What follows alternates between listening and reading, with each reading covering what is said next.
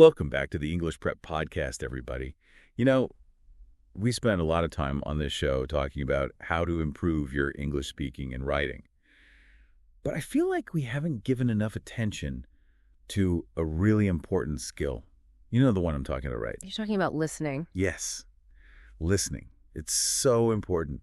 But we don't always think about it as a skill that we can actively improve, you know? That's so true. And it's foundational. Everything builds on top of listening. I mean, how can you hold a conversation if you're not listening? Right. Like if you're just thinking about what you're going to say next, you're not really listening to the other person, are you? And you're definitely not going to do well on those big English tests if you haven't practiced your listening. Exactly. Tests like the IELTS and TOEFL. It's not just about understanding the words either. No, it's more than that. It's about understanding the meaning. Like, what is the speaker's tone? What are they really trying to say? So you have to kind of read between the lines, but with your ears. But gosh, sometimes it's hard enough just to understand the words when people are talking fast or with a strong accent. Yeah, and those are exactly the types of things you'll encounter on these tests. Okay, so let's get into some tips. What can we do to get better at listening?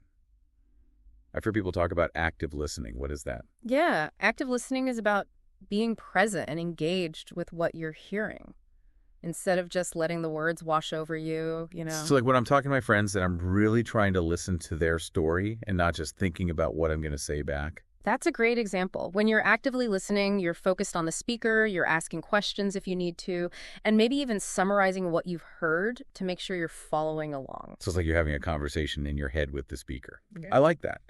But how do we get better at active listening? It doesn't just happen overnight, right? Right. It takes practice. So where do we even begin? Well, good news is you're probably already surrounded by opportunities to practice. Like what? Well, like, do you listen to any podcasts? Oh, yeah, of course. What about Well, there you go.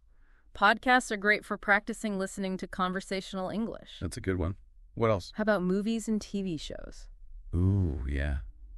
Those could be tough sometimes, though, right? It depends. Start with subtitles if you need them, but then try turning them off. Yeah, I do that too. Sometimes I catch myself just reading the subtitles and not even listening. Exactly.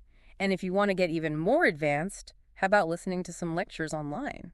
I've actually started listening to some English news podcasts lately. That's a great choice. Yeah, it helps me stay informed and learn new vocabulary. I've also heard good things about those language learning apps. Oh, yeah, like Duolingo and Babbel. Yeah, those. Do you think they're helpful? Yeah, they can be, especially for beginners. The lessons are usually short, and they often give you feedback right away, which can be really helpful. So we've got podcasts and movies and lectures and apps. It seems like there are a lot of options out there. There are, but it's important to choose the right ones and to practice in a way that's going to help you actually improve. Okay, so let's talk strategy. How do we make sure we're not just passively listening, but actually improving our skills? Well, it all starts with setting goals. Okay, goal setting. Like, I want to get better at listening. Well, yeah, but you got to be more specific. Like, what do you want to be able to understand and by when? Okay. So once you have a goal, then you can choose materials and techniques that will help you reach that goal. So it's all about being intentional. Exactly. And then once you have your materials and your goals, you need to practice active listening. Okay, let's get into the nitty-gritty here. Active listening. Sounds simple enough, but I find myself zoning out all the time. Like, how do you actually stay focused? Well, one of the biggest things is to minimize distractions. Okay, so like put away my phone. Exactly. Find a quiet space and just focus on the audio. Okay, so create a little listening sanctuary. I like it. And then once you're in that space, you can start using some active listening techniques. Like, one thing you can do is repeat or paraphrase what you've heard in your head. Wait, so you're saying if I'm good at listening in English, it'll make me a better listener in general? I think so. It's all connected. That's interesting. Yeah, active listening is a valuable skill no matter what language you're speaking. It can help you in your relationships at work, everywhere, really. Wow, I never thought about it like that. Yeah. Okay, so we talked about minimizing distractions and paraphrasing. What else? Well, another good technique is to ask yourself questions as you're listening. Like what? Like, what's the main idea? What are the key points? What's the speaker's tone? So it's about engaging with the material, making it more interactive. Exactly. And one more thing, take notes.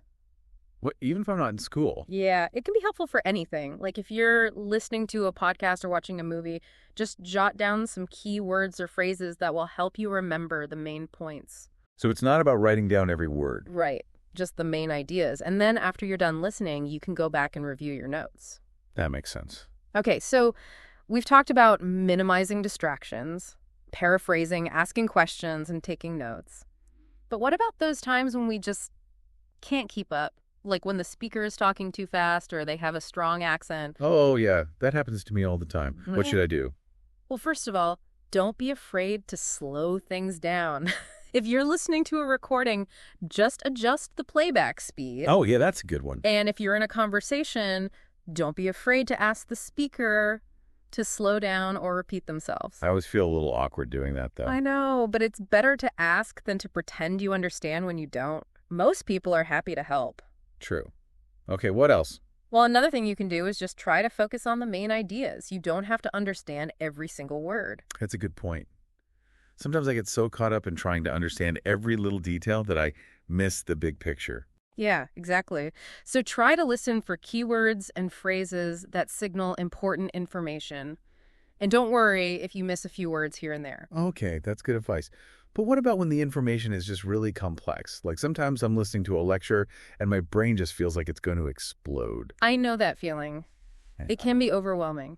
But there are a few things you can do. Like what? Well, one thing is to break the information down into smaller chunks. So if you're listening to a long recording, pause it every few minutes and take some time to process what you've just heard. So give my brain a break. Exactly. And you can also use visual aids to help you organize the information. Visual aids, Yeah. like diagrams. Yeah, or mind maps, or even just simple doodles. That's a good idea. Yeah, anything that helps you visualize the information. Okay, so we've talked about active listening and dealing with fast speech and accents and complex information.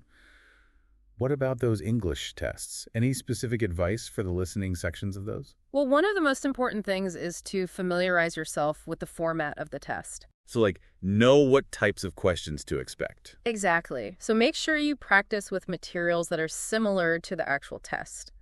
And practice in a timed environment so you get used to the pressure. That makes sense. And another thing is to practice with a variety of accents. Oh, that's important. Yeah. Those tests often include speakers from all over the world. Okay, so I need to make sure I'm exposed to lots of different accents. Exactly. The more you practice, the easier it will become. Wow, we've covered a lot of ground today. We have. But this is really just the beginning of our listening journey. It is. There's so much more to explore and learn. There is. And we'll continue our deep dive into listening in the next episode. But for now, let's take a break. But there's so much more we can uncover about listening, though we've talked about the how and the what. But let's not forget about the why. Okay, the why. Why is listening so important, not just for English, but for life in general? Well, think about it. Active listening is really at the heart of good communication, right? Yeah, I guess so. It helps us build stronger relationships, understand other people's points of view, and even become more self-aware. It's like listening is the key to unlocking a deeper understanding of ourselves and the world around us. Exactly. It's about being present, engaged, and really tuning in to what others are saying, both verbally and non-verbally. You know, when I think about some of the most meaningful conversations I've had, they've always been the ones where I was really listening. You know, not just waiting for my turn to speak. That's a great point. When we really listen, we open ourselves up to new ideas and perspectives, and it just makes life so much richer. It's amazing how something as simple as listening can have such a huge impact. It really is. So for all of our listeners out there who are working on their English listening skills, remember that you're not just learning a language. You're developing a skill that will make you a better communicator, a better friend, a better everything. Absolutely. And who knows, maybe you'll even discover some new passions or interests along the way. The more we listen, the more we learn. Exactly. Okay, so as we wrap up this episode, what are some key takeaways our listeners should remember as they continue on their English listening journey? Well, first and foremost, active listening is key. Remember, it's not just about hearing words. It's about being present, engaged, and really trying to understand the message. Right. And practice, practice, practice. Absolutely. Practice with as many different types of materials as you can. Podcasts, movies, lectures, real-life conversations. The more diverse your listening diet, the better. And don't be afraid to use all those great resources out there like language learning apps and online communities. Those can be super helpful. And remember, it's okay to face challenges along the way, like struggling with different accents or fast speech. Yeah, those can be tough, but the more you practice, the easier it gets. Exactly. So be patient with yourself, use the tools and techniques we've talked about, and most importantly, have fun. And don't forget to set goals and celebrate your progress no matter how small. Yes, every step forward is a victory. And with that, I think we're going to wrap up this episode of the English Prep Podcast. It's been a great conversation. As always, and a huge thank you to you for sharing your expertise on listening skills. It was my pleasure. And to all of our listeners out there, keep practicing, keep those ears open, and never stop exploring the amazing world of the English language. Until next time, happy listening. It's amazing, isn't it? We always say on this show that you need to practice your speaking to improve, but sometimes I think listening is even more important. Yeah, I agree. We spend so much of our time listening. It's how we learn. It's Yeah. how we connect with others. It's really the foundation of communication. And when you think about it, learning a new language is really all about communication. So the better we are at listening, the better we'll be at speaking English. Exactly. And not just speaking, writing too, reading, everything. That's a good point. I never thought about it like that. It's all connected. The skills reinforce each other. Okay, so I think we've covered just about everything there is to cover on listening skills. I think so. We talked about why listening is important and how to listen actively.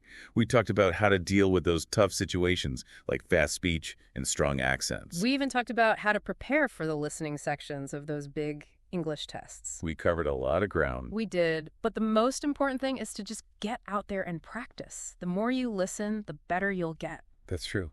And remember to have fun with it. Mm-hmm. Listening shouldn't feel like a chore. Right. There are so many enjoyable ways to practice, like listening to your favorite podcasts or watching movies. Or even just chatting with friends. Exactly. Okay, well, I think it's time to wrap things up. Any final words of wisdom for our listeners? Just keep listening, keep those ears open, and keep exploring the world of English. Great advice.